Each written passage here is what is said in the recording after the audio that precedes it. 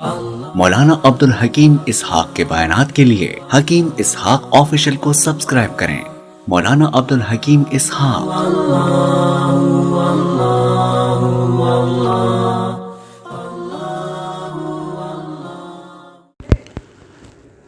السلام علیکم ورحمۃ اللہ وبرکاتہ۔ بسم اللہ الرحمن الرحیم۔ غسل کرنے کا طریقہ۔ سوال لکھا ہے، غسل کرنے کا صحیح طریقہ کیا ہے؟ اس کا جواب یہ ہے، غسل کرتے وقت سب سے پہلے دل میں نیت کرے کہ میں اللہ تعالیٰ کی رضا کے لیے پاکی کے غرض سے غسل کرتا ہوں، یا اگر غسل جنابت ہو تو یوں نیت کرے کہ میں پاک ہو کر عبادت کرنے کے لیے غسل کرتا ہوں۔ پھر دونوں ہاتھوں کو گٹھوں تک 3 مرتبہ دھوئے، پھر چھوٹا بڑا استنجا کرے، یعنی چھوٹی بڑی دونوں شرمگاہ کو دھوئے اگرچہ ان پر کوئی نجاست نہ لگی ہو، اور اگر نجاست لگی ہو تو اس نجاست کو بھی دھوئے۔ پھر اگر جسم پر کہیں کوئی نجاست جیسے منی وغیرہ لگی ہو تو اس کو پاک کرے، پھر مکمل وضو کرے۔ وضو اسی طرح کرے جس طرح نماز کے لیے وضو کیا جاتا ہے، اور اس میں وضو کے فرائض، سنتوں، آداب کی رعایت کرے۔ البتہ غسل خانے میں جبکہ کپڑے اترے ہوئے ہوں یا وہیں بیت الخلا بھی ہو اور کوئی حائل نہ ہو تو زبان سے بسم اللہ یا کوئی دعا وغیرہ نہ پڑھے۔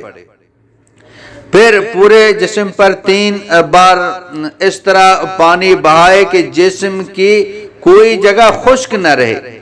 جسم پر پانی بہاتے ہوئے ہاتھ سے جسم کو ملتا بھی رہے۔ جسم پر پانی ڈالنے کا بہتر طریقہ یہ ہے کہ پہلے 3 بار سر پر پانی ڈالے، پھر 3 بار دائیں کندھے پر، پھر 3 بار بائیں کندھے پر۔ لیکن اگر کوئی شخص اس ترتیب کا لحاظ کیے بغیر ہی پورے جسم پر 3 بار پانی بہا دے تب بھی یہ جائز ہے۔ اور اس میں غسل جنابت کے جو نا یہ 3 فرض ہیں۔ نمبر 1، ایک بار اچھی طرح کلی کرنا، ایک مرتبہ اچھی طرح کلی کرنا یہ فرض ہے، تو 3 مرتبہ کلی کرنا یہ سنت ہے۔ تو 3 مرتبہ کلی کریں گے تو اسے سنت بھی پوری ہو جائے گی، فرض بھی پورا ہو جائے گا۔ 1 مرتبہ کلی کرنا یہ فرض ہے۔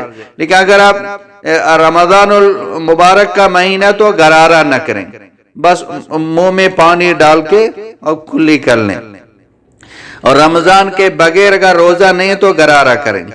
دوسرا، 1 بار اسی طرح ناک میں بھی پانی ڈالنا، اور پانی ناک کے نرم حصے تک پہنچ جائے۔ یہ اس وقت جب آپ کا روزہ نہ ہو۔